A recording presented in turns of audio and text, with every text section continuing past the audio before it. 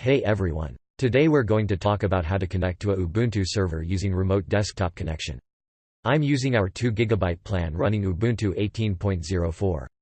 I've left a link in the description if you want to check out all our plans. They start at 2 GB RAM with 10 GB SSD for only $5.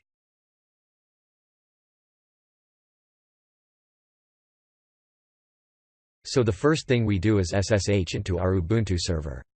We'll assume this is our first interaction with the server, so we'll update the package index using sudo apt-get update.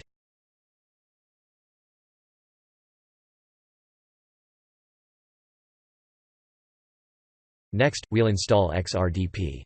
With xRDP installed on our Ubuntu server, we'll be able to connect to it using popular remote desktop clients such as the Remote Desktop Connection on Windows, RDesktop, FreeRDP, and others.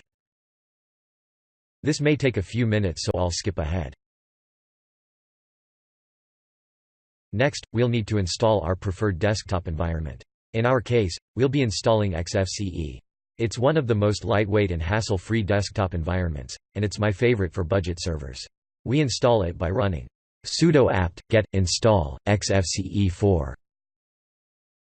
Other environments you might like that I recommend and are easy to install on a VPS are Ubuntu Mate, Xubuntu, and Xubuntu. This will take another few minutes, so we'll skip ahead again.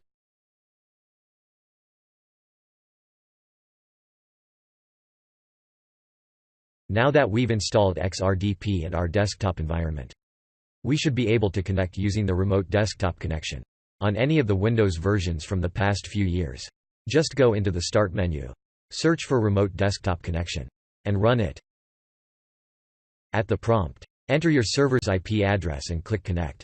If this is your first time connecting to the server using remote desktop connection, a few more windows may pop up to ensure that you want to connect to the server. Next, type in your server's username and password, and connect using Xorg session.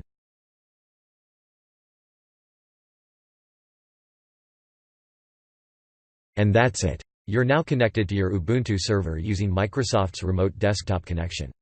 The graphics aren't the best and the speed can be improved, but hopefully it's enough for you to get your work done. In another video, we'll take another approach to remotely controlling our Linux desktop, with the goal of improving our connection speed and decrease our use of bandwidth.